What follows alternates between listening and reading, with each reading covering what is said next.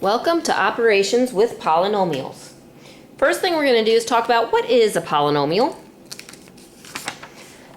Well, a polynomial is just a whole bunch of variables combined together with plus or minus.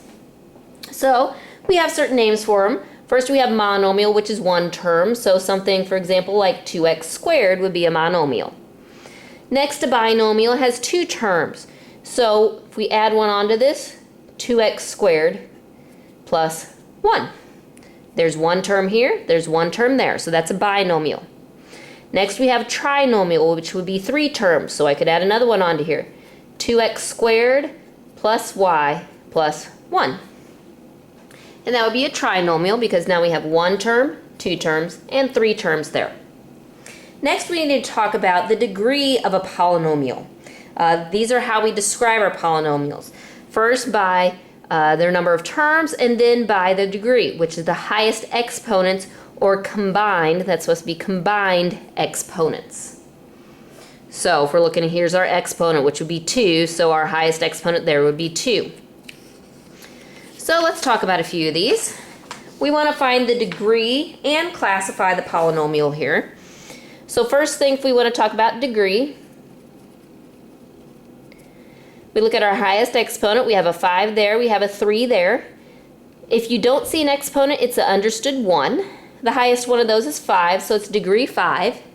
Then we count, we have 1, 2, 3 terms, so this is a trinomial. So we call it a trinomial degree 5. Now looking at our second example here. This, when you have more than one variable in a term, you need to add together their exponents to figure out the degree of the function.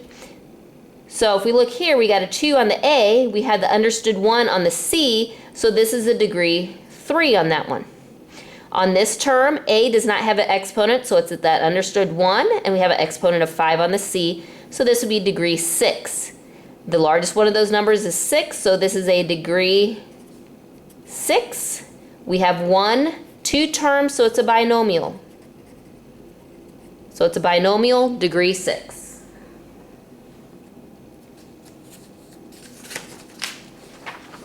Next one, we're going to talk about adding and subtracting, so a few operations with our polynomials.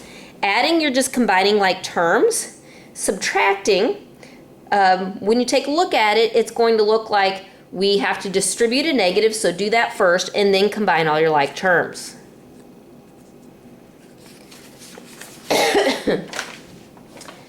So these are similar to problems that we've done before, except for now we have parentheses in it, because we consider this a trinomial adding to a trinomial. The way we do these, when you talk about the proper way to write an answer, we put it in descending powers. So what we do is we put our highest exponent first, and the next one after that, and the next one, so on and so forth down. So I'm going to put this first polynomial with our highest term first, which was a negative x cubed. Then our next exponent down would be a square, so we'll put minus 2x squared, and then plus 3x. So all I did was put this first polynomial in descending powers. Then what we're going to do is we're going to take each one of these and line it up under its like term. 3x squared, please remember, can only add to an x squared. Since we're adding, I'm just going to put a plus 3x squared under the 2x squared. Your x cubed can only combine with the x cubed, so I'm going to put it under the x cubed. The minus 12 does not have a variable, so it doesn't have anything to line up with here. So what we're going to do is we're going to put a space at the end to put the minus 12. Now we're just going to go ahead and combine these. Negative x cubed and x cubed. Those do cancel out because it's a negative 1 and a positive 1, so those are gone. Negative 2x cubed, x squared, and 3x squared would give us just a plain x squared because that's 1x squared. The 3x does not combine with anything, so we bring down the 3x, and same with the minus 12. So our answer would be x squared plus 3x minus 12. Our next example, we are subtracting. So what I would like to do is go ahead and do these like the last one, put it in descending powers. This one I have 2c squared The next power down from that would just be a regular c. So what I'm going to do is leave a space there, and then I'm going to put a minus 8. What you need to remember, because this looks like distributive property, we do need to distribute that negative to each and every one of these. So that makes this 3 a negative, the 4 now a positive, and the 1 now a negative. So please make sure and do that when you're subtracting before you start combining your like terms. Negative 3c squared combines with the 2c squared. The 4c does not have a like term, but it should go after the c squared. So I'm going to go ahead and put a plus 4c in that space in the middle. And then my minus 1 lines up with the minus 8.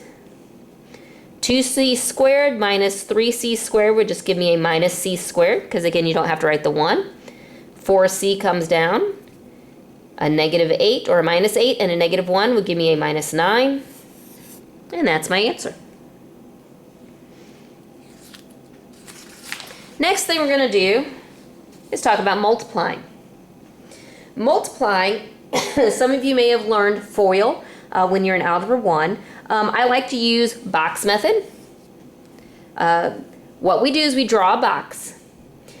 It's basically more like a table. It's going to go down the number of terms in the first parenthesis, so down the first parenthesis and over the second parenthesis. So we count how many terms in each of them. So let me show you how this works.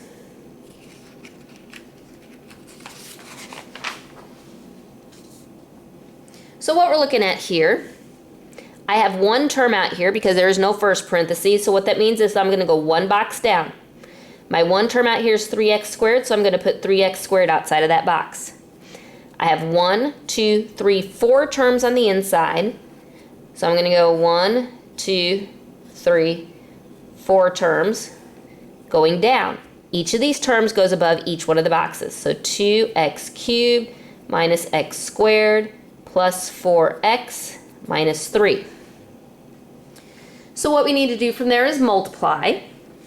When you multiply these, you can always multiply. You can't always add, but you can always multiply. 3 times 2 would give us 6. X squared times x cubed. Remember, when you multiply, you add exponents, so that turns into x to the 5th. Now to get this answer, the term above the box times the term beside it. So 3x squared times a negative x squared. So it becomes a negative 3x. And remember, we need to add the exponents, so it would be 4.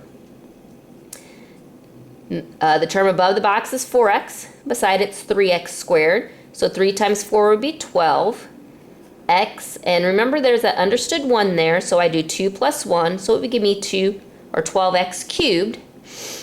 And then negative 3 times 3x squared would give me negative 9x squared, since there is no x here to add an exponent. None of these are like terms because they all have different exponents.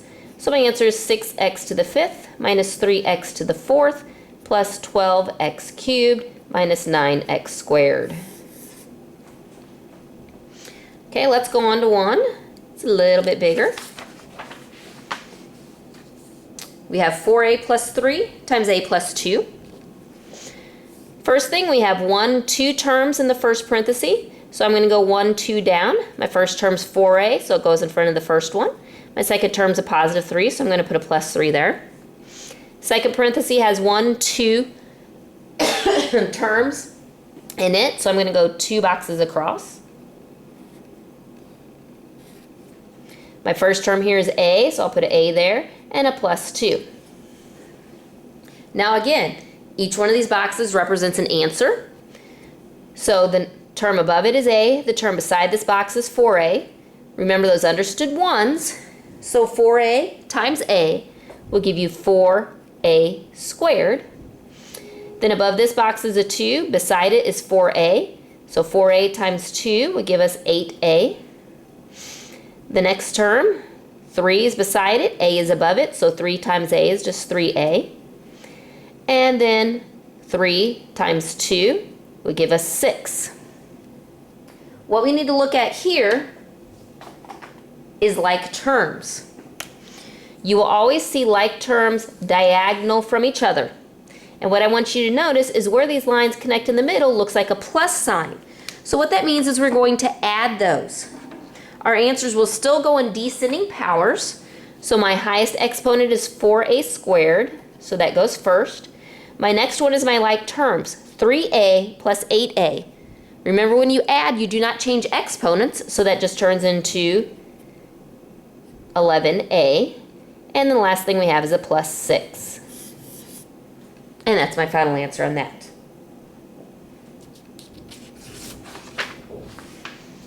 Last one we want to look at is this one. Our parentheses are a little bit bigger. Still works out the same way. 1, 2, 3 terms. So I'm going to go 3 boxes down. My first term is 2x squared. My next term is a minus x, and then a minus 2. I have 2 terms in the second parenthesis, so I'm going to go 2 boxes across. First term is 3x. Next term is minus 1. So remember, each parenthesis represents each of the dimensions. So to get my answer here, 2x squared times 3x. Remember that understood 1. 2 times 3 is 6. X squared times x would give us x cubed. Next one, 2x squared times minus 1 would give us a minus 2x squared. Now we have a minus x and a 3x. Again, the understood 1. Negative times 3 would give us negative 3. X times x is x squared, so don't forget that. In this box, we have a negative x and negative 1, so that just turns into an x. Box down here, negative 2 times 3x would give us negative 6x. And last box here, negative 2 times negative 1 would give us a positive 2. Again, we want to look for like terms. Your like terms in this are always going to be diagonal from each other. So if you see here, we got an x squared and an x squared. Again, there's our plus sign. And we have an x and an x. And again, a plus sign there. Highest exponent goes first, so we put 6x cubed first. Negative 3x squared plus negative 2x squared would give us negative 5x squared. Remember, you do not change the exponents when you add. Now, negative 6x plus x would give us a negative 5x. And last one, a plus 2. And that's my answer, because there are no like terms.